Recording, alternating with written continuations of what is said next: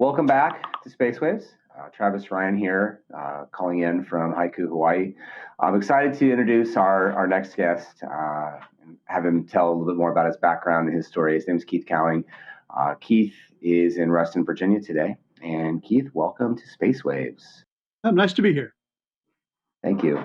So I think we've got an audience that probably some of them know who you are, some of them don't. I think it'd be fascinating for you to give a little bit about your background, how you got into space, some of the fun adventures that you've had with NASA over the years. Maybe just kind of give us a little overview of who you are and where you come from. Okay, well, easiest thing to say is I'm 65, so I'm an Apollo baby. I grew up during the Apollo era. Grew up knowing that we were going to land on the moon by the end of the decade, and we did. So I fell for it. I believed everything I was told, and that we'd be on Mars by 1981. And okay, I'll be getting my bachelor's degree, and that, well, it didn't happen. I did end up at NASA. I was trained as a space biologist, but I got dragged into a whole bunch of stuff. I ended up helping to design what is on the International Space Station now, and I quit that job about 20 years ago, and they were going to lay a bunch of people off at NASA. My friends were calling saying, help, help. And the internet was just starting. And I started a website thinking it would run for a week to highlight all the news about the layoffs. And suddenly some reporters called up and accused me of being a journalist. So that's how I got into this. I was accused. I was impugned as being a journalist. And here we are 25 years later, and I'm still running NASA Watch, which I don't know. Back in the day, I was coding, and I still do HTML by hand. So this was sort of a seat of the pants operation. And like the kid who lives in your basement, it hasn't grown up and moved out of the house yet to get a job. So decades later, I'm still doing this. I've had an interesting opportunity to parlay my peculiar visibility to do everything from raising funds to restore some old photos from the 1960s of the moon to abducting a NASA spacecraft and bringing it back to life, the IC-3 mission.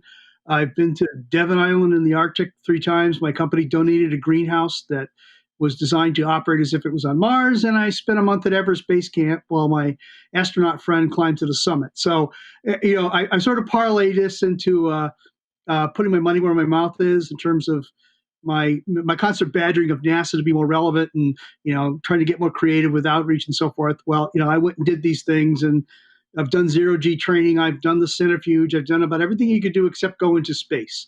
And so you're going to ask me about that, and I'll answer right now. Of course I would. Interesting that you bring that up, Keith. We just went back into space. SpaceX helped NASA go to the space station, but really since 1972 is the last time we went anywhere of significance beyond the space station. What do you think has been kind of the reason that NASA or the space community as a whole hasn't sent men really far into space in nearly 50 years? Well, the Apollo thing was a creature of the moment. It was a race, between the two superpowers. We won. And, after the first landing, suddenly they weren't showing everything in prime time on TV. And then, the public interest started to shrink, and then suddenly they canceled the last 3 missions, and there was a lot of been there, done that. And what did we use the old Apollo stuff for? We built a space station. We got bored with that. We let it fall in Australia, and we didn't do much. Oh, but then we're going to build a space shuttle, but it had nowhere to go. So we had to build somewhere for the space shuttle to go, and that cost a huge amount of money. I'm being cynical on purpose here. And we built the space station, and that cost a whole bunch of money. And it always seemed to be that we were trying to get ready to do the next thing, but we were never really ready to go do the next thing. And so in 2003, we lost a shuttle, and the rebound from the White House was, based on 2 decisions. One, we just stopped doing this, or that we go back with a purpose and go on and do something worthy of the loss that we had with Columbia and before that Challenger. And the decision was to go back to the moon. This is 2004. And we were supposed to be there by now. And although we're still talking about going to the moon, every time a new administration comes in, it goes, well, we're going to go to the moon. No, we're going to go to the moon, then Mars. No, we're only going to go to Mars. No, we're going to go to an asteroid. And a lot of people have whiplash at NASA now. It's sort of, where are we going today? And the problem is that every time we set our course towards a destination, there's a 2-year or 4-year clock ticking, either or something that's going to pivot the direction. And just as we're getting ready to go one way, they say, no, let's go somewhere else. And so the net result is we seem to want to go to places, but we cannot come up with the support infrastructure that lets you take the time it takes to do something like this, because you're constantly adjusting to somebody's change in ideas. And so I guess, the spirit, the spirit is there, but the flesh is lacking, or something like that. And now we were supposed to be landing people on the moon by 2024. That was a date picked by the Trump administration that would coincide with the end of their supposed second term. Well, that ain't going to happen. And Congress didn't want it to happen that soon anyway. So now it's sort of well, what are we going to do? Are we going to still go back to the moon? If so, by when? And the Mars people are saying, hey, wait, we're still interested.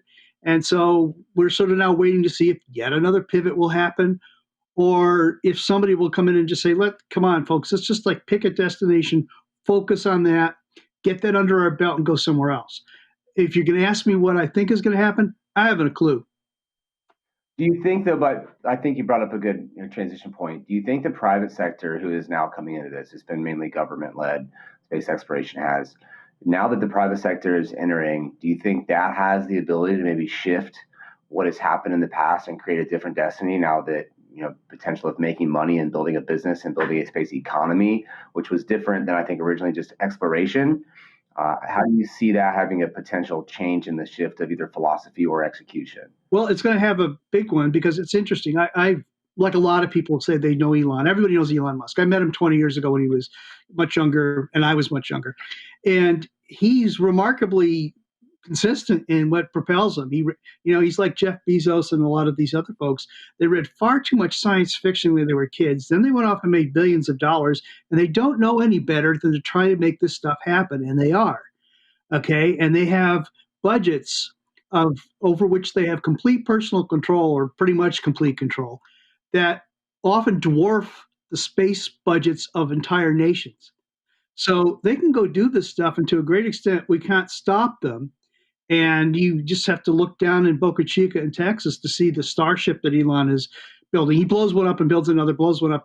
He has found a way to do this in rapid prototyping in a way that NASA's just incapable of doing. Then, of course, you look at Blue Origin and a number of the other companies, Rocket Lab and so forth. They've managed to find some other like-minded people who don't know any better than to put millions on a rocket project. And the sophistication with which these companies can now not only accomplish these crazy ideas, like landing, it's routine now. You land a rocket, reuse it.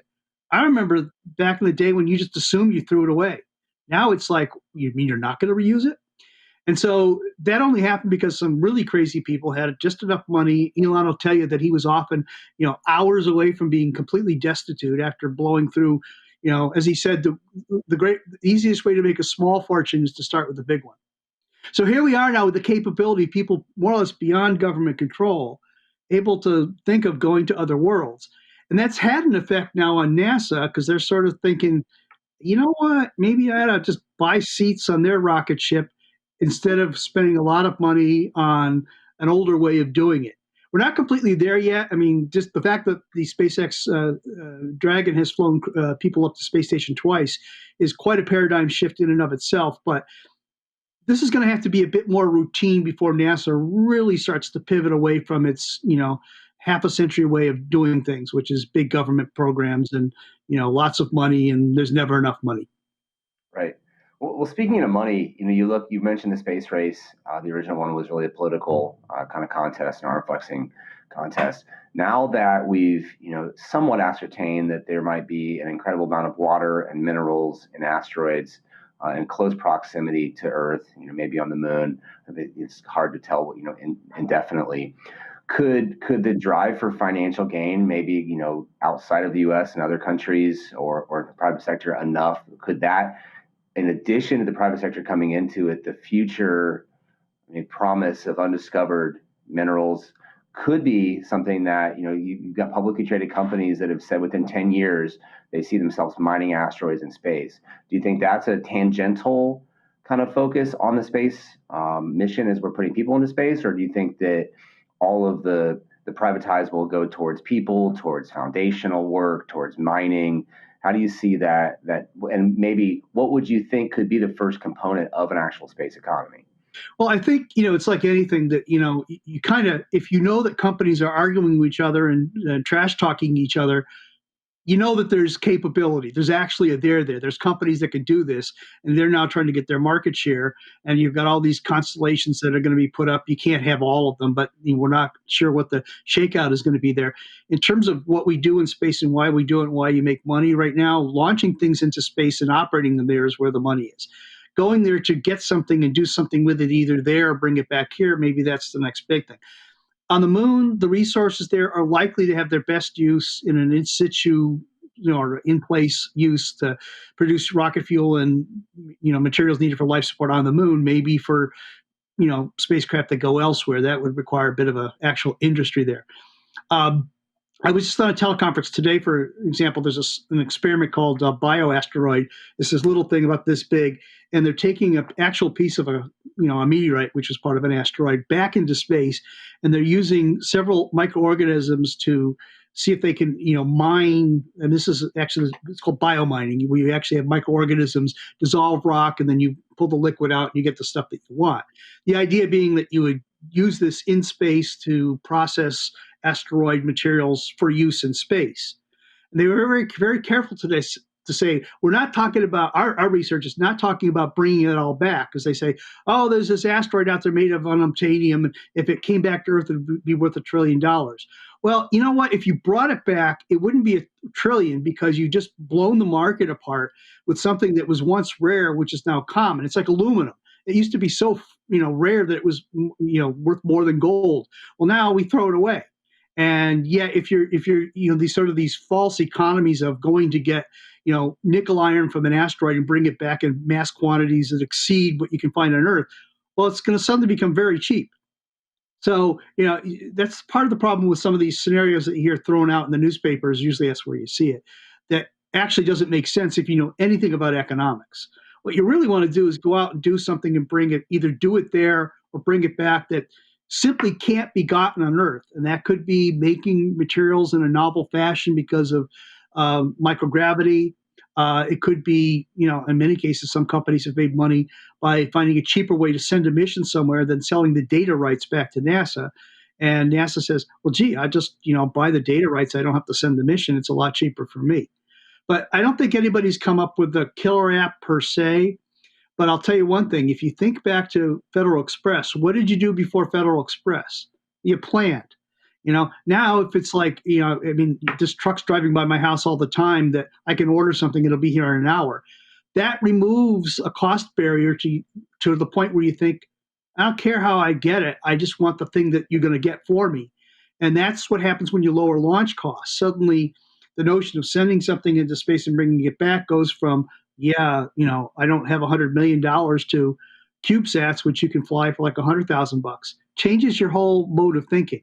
And with that comes new ideas that, again, it's like, there's things on the space station right now where they're launching CubeSats. I worked on that station in the 80s and the 90s, where everything was the size of a refrigerator. And the notion of launching little satellites from the space station, my God, the safety people were already mad at me because of other things that I wanted to do. But because of the fact that the station was designed to be forward and backward compatible, these crazy ideas that emerge only after you suddenly discover how to do something have come to fruition. So I've gone in a big circle here, but a lot of it's sort of where you stand depends on where you sit. Are you going to look for something new, or do you have a new thing that you want to deploy there?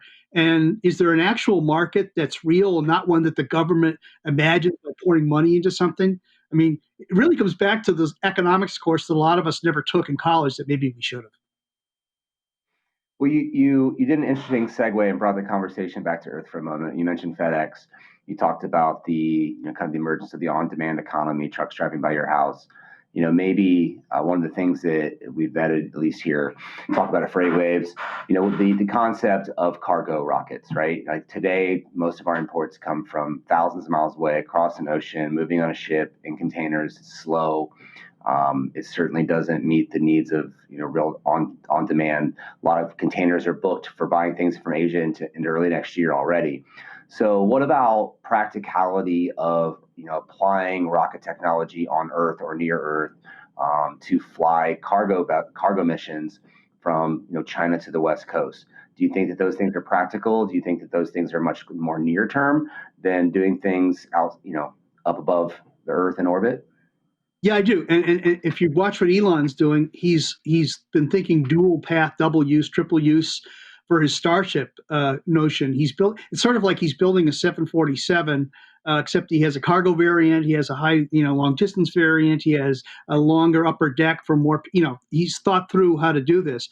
Whereas one version of the Starship does, ballistic hops, suborbital hops from one part of the planet to the other, and virtually the same machine, fueled a slightly different way and on a different trajectory, can go into low Earth orbit, or he can dock with another one up there. So he's thought this through so that he's sort of mix and matching the parts, but there's a commonality to all of it. And then if he's smart, he'll probably pick the one that has can generate cash flow to feed the other stuff. Which, if you listen to Bezos, he says, "Well, I'm going to put X billion every year into my space stuff." But where does he get that? He gets it from you and I buying stuff on Amazon.